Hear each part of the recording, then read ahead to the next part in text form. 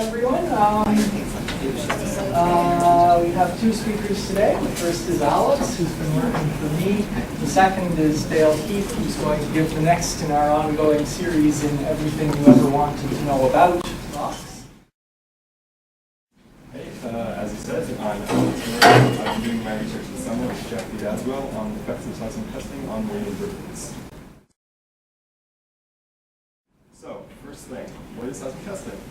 Well, basically how it works is you have like a boat like this, and it would trail along an array of air guns that would send a sound wave down to the seafloor, which would then go and get refracted by the waves and things, and then get detected by all the detectors back there, so that they can find out like what is underneath the ocean.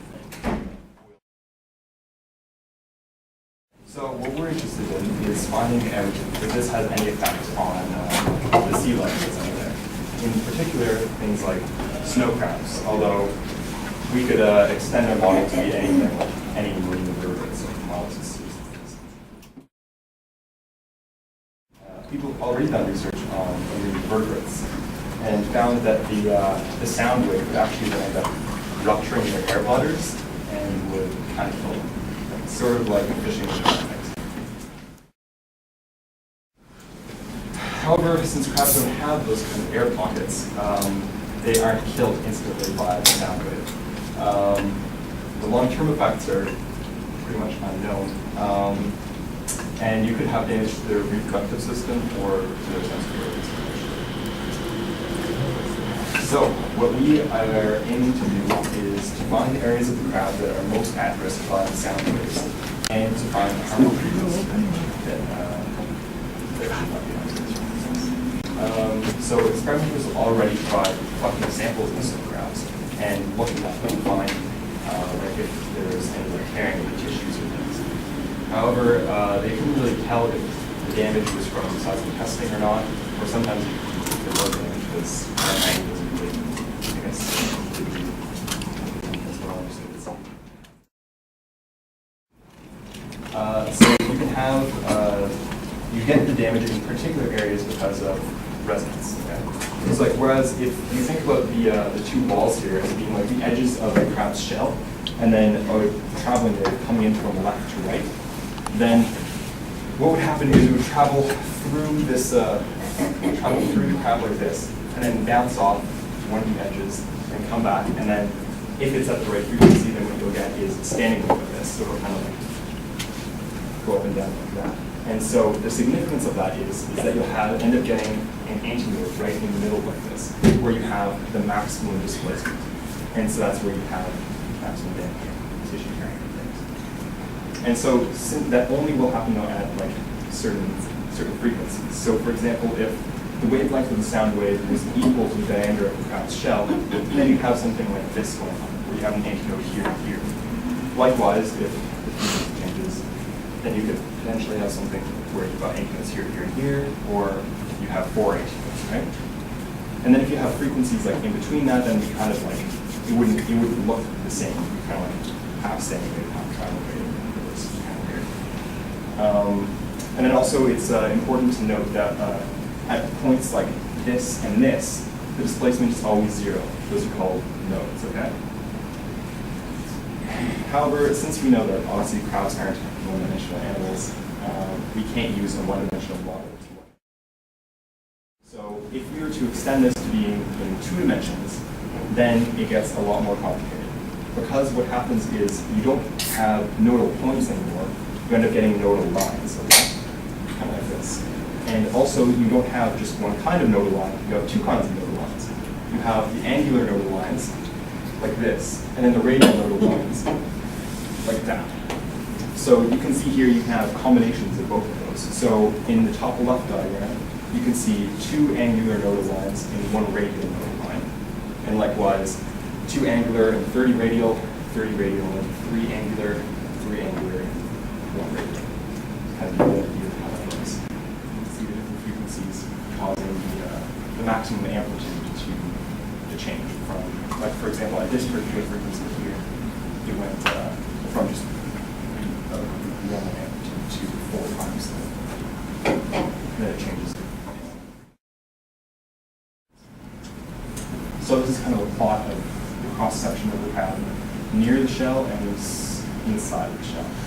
So that's kind of the area of the crab, where the crab's shell would be, right?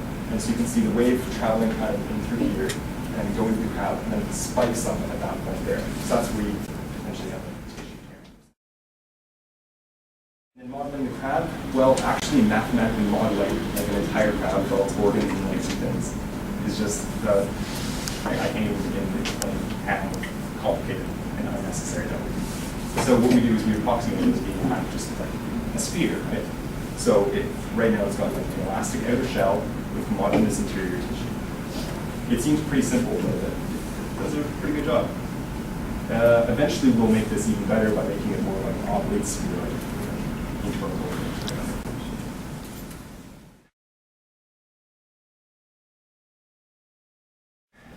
Finally, the seafloor is tackling this has been particularly interesting because, like normally, without the seafloor, what you have is you have your incoming wave like this, and then it would hit the shell, and it would produce like a scattered wave like this, right?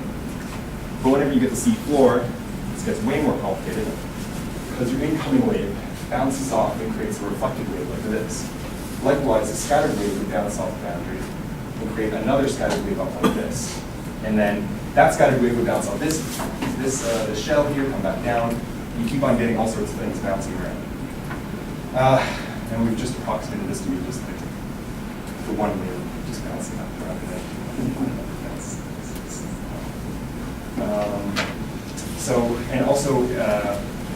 so to actually get this boundary here,